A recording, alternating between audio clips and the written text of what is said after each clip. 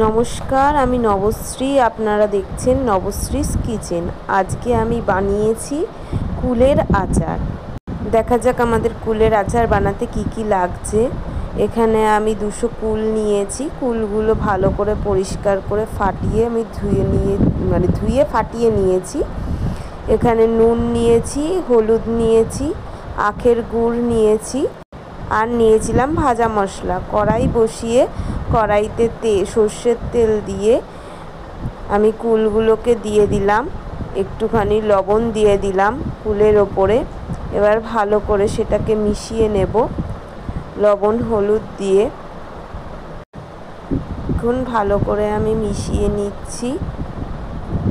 এরপরে আমি ঢাকনা চাপা দিয়ে দিলাম কিছুক্ষণ, 2-4 মিনিট ঢাকা দেওয়ার পর আমি ঢাকনা তুলে আবার একটুখানি নাড়িয়ে দিয়ে দিলাম পরিমাণ মতন জল।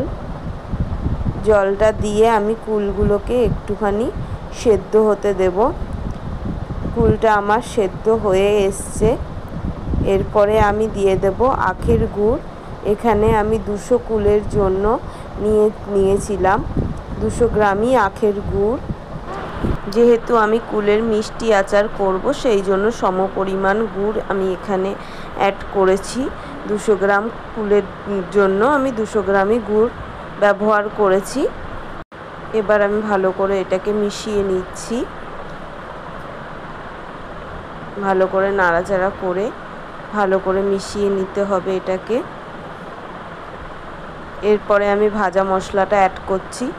এখানে ধনে, জিরে, মৌরি, মেথি আর শুকনো লঙ্কা আমি একসাথে শুকনো খোলায় একটু রোস্ট করে গুঁড়ো করে নিয়েছি।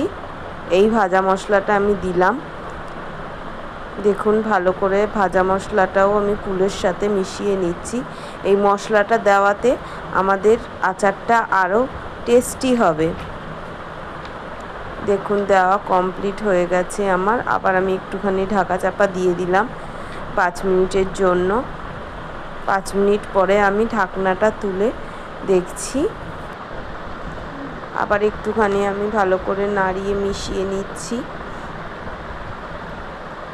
লাস্টে আমি আবার একটুখানি ভাজা মশলা অ্যাড করে দেব।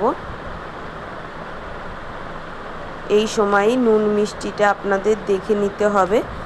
আমার পুরো পারফেক্ট হয়ে গেছে, সেই জন্য আমি নামিয়ে নিচ্ছি।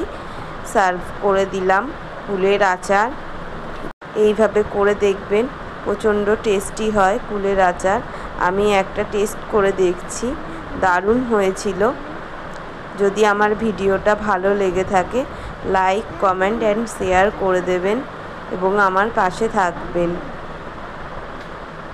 নমস্কার, সবাই ভালো থাকবেন, সুস্থ থাকবেন আর আমার পাশে থাকবেন। দেখুন কুলের আচারটা কত সুন্দর লাগছে। আপনারা বাড়িতে